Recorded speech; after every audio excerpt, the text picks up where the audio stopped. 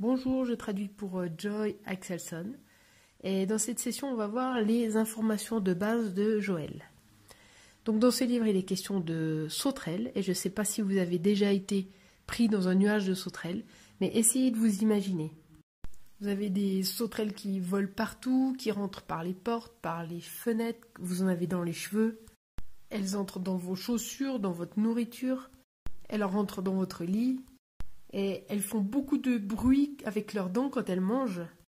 Et elles volent partout autour de vous et vous ne pouvez pas vous en débarrasser. Elles sont partout.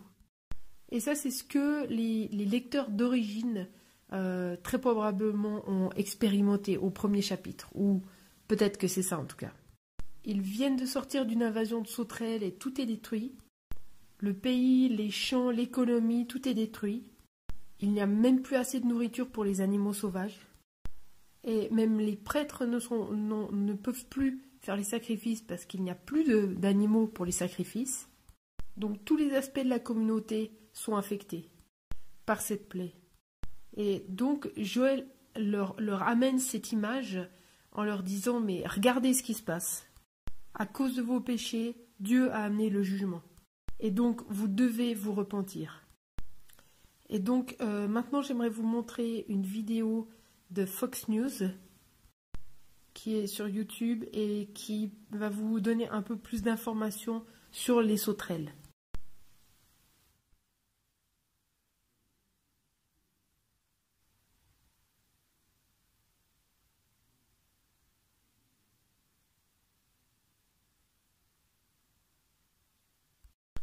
Depuis l'Antiquité, les sauterelles ont dévasté l'humanité. Et aujourd'hui encore, elles provoquent des désastres de proportions énormes. Elles forment les essaims les plus destructeurs, car les sauterelles peuvent dévaster des pays entiers, détruisant des vies et des vivres de millions de gens. En général, on peut voir un essaim de sauterelles de loin, et ça ressemble à un nuage de fumée qui plane assez bas sur l'horizon. Et lorsqu'il s'approche, en fait, le nuage de sauterelles, en général, roule parce que les sauterelles à l'avant se posent et celles qui sont à l'arrière, elles sautent et rejoignent les autres dans les airs. Donc il y a probablement autant de sauterelles posées sur l'herbe que celles que l'on voit dans les airs. Un nuage de sauterelles peut contenir 40 milliards d'individus et peut s'étendre jusqu'à 30 km. Mais le problème des sauterelles n'est pas seulement leur nombre, mais c'est aussi leur appétit qui est énorme. Leurs mâchoires puissantes peuvent mâcher la végétation à une vitesse incroyable. En un jour, un seul nuage de sauterelles peut consommer jusqu'à 100 000 tonnes de nourriture, assez pour nourrir 1 million de personnes pendant presque une année. Et maintenant, on va regarder qui est Joël.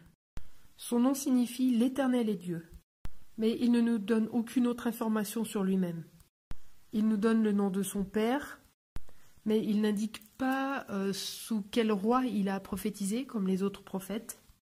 Mais on peut voir à partir des preuves internes qu'il a probablement vécu à Jérusalem, parce qu'il parle des murailles de la ville, parce qu'il connaît le temple et les pratiques dans le temple. Il parle des prêtres aussi et de la manière dont ils ont subi aussi la plaie et comment ils s'en sont sortis aussi. Donc peut-être qu'il a vécu à Jérusalem, mais on ne sait pas à quelle époque. Donc ça a laissé la place à beaucoup de débats par rapport à l'époque où il aurait prophétisé. Et aussi quand le livre a été écrit. Et il y a aussi, dans Joël, il y a aussi un débat par rapport aux envahisseurs. Est-ce que ce sont des vraies sauterelles ? Ou est-ce que c'est une vraie armée, ou est-ce que c'est les deux? Donc on va regarder deux possibilités de quand le livre a été écrit. La première possibilité, ce serait post-exil, donc à la fin des années 400 ou au début des années 500, après l'époque d'Esdras et de Néhémie. Et dans Joël chapitre 4, verset 2, il est dit au passé, il est dit qu'ils ont dispersé mon peuple parmi les nations. Donc certains disent que c'est la preuve que ça s'est passé après l'exil. Mais on voit qu'il y a les murailles de la ville, les prêtres, le temple qui existe encore. Donc ce serait une preuve que c'est après l'exil. Et il n'y a pas de mention de roi non plus. Il n'y a que des prêtres et des anciens, et ça c'était le cas après l'exil. Il n'y a pas de mention non plus du royaume du nord d'Israël. Il n'y a pas de mention de la Syrie et de Babylone non plus.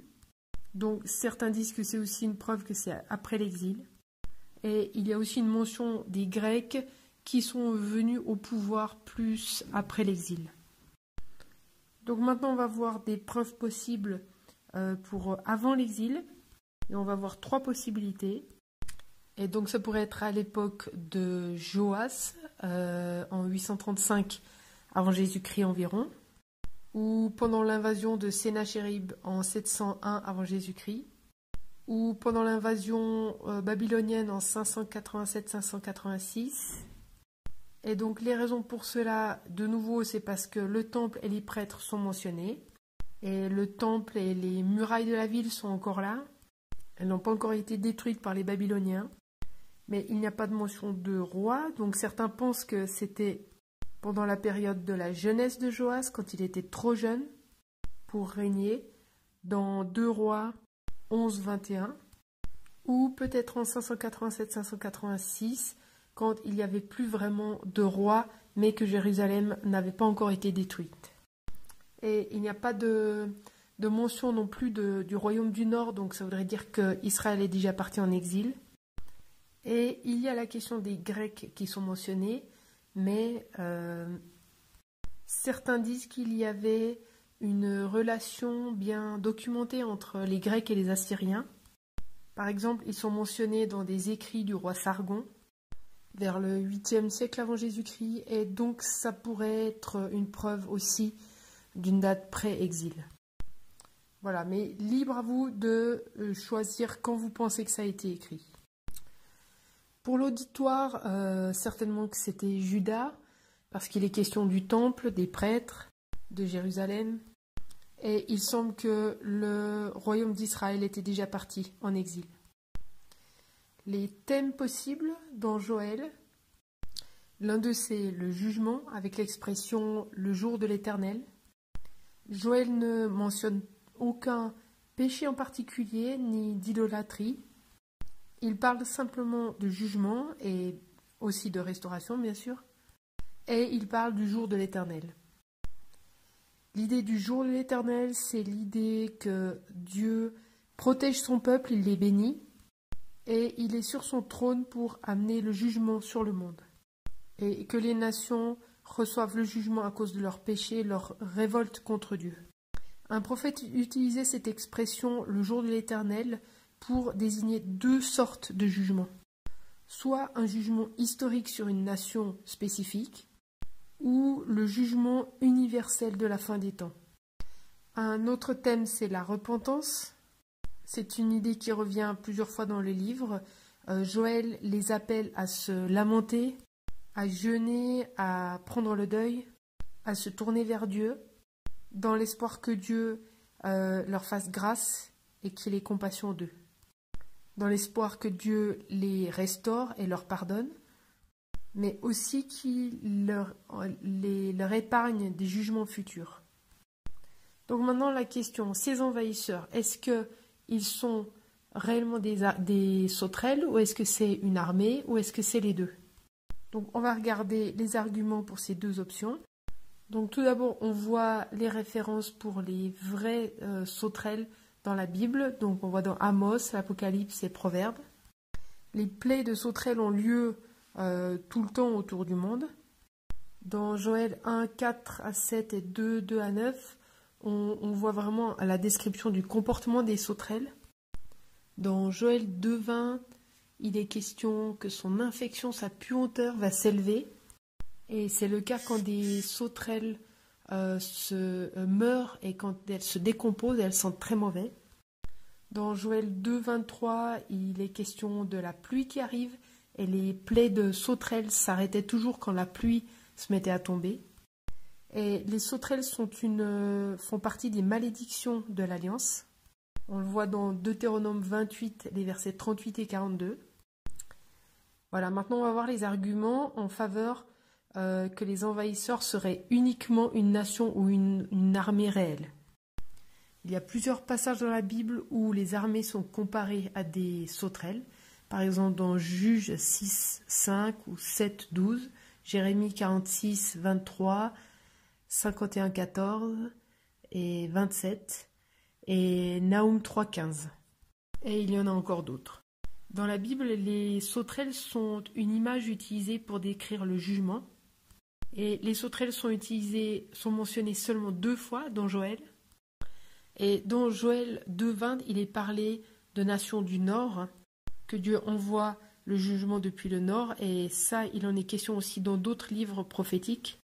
Dans Ésaïe, Jérémie, Ézéchiel, que Dieu envoie une nation du Nord pour amener le jugement. Alors que les sauterelles arrivaient plutôt de l'Est ou du Sud quand elles venaient en Israël. Au chapitre 2, verset 26, il y a la promesse que cette invasion ne va plus jamais arriver. Mais les invasions de sauterelles, par contre, arrivent tout le temps. Et au chapitre 4, il est question du jugement final des nations et il n'est pas question de sauterelles. Et Joël décrit l'envahisseur plus comme une nation, on le voit au chapitre 1, verset 6. Et aussi au chapitre 2, verset 2, il est question d'un peuple nombreux et puissant. Et au chapitre 2, verset 11, il est question de l'armée de Dieu. Et 2, 25, c'est ma grande armée. Donc certains disent que ça, c'est la preuve qu'il est question de vrais peuples et de vraies armées. Mais on peut aussi interpréter en disant que dans le chapitre 1, ce sont des vraies sauterelles, et dans le chapitre 2, c'est une vraie armée.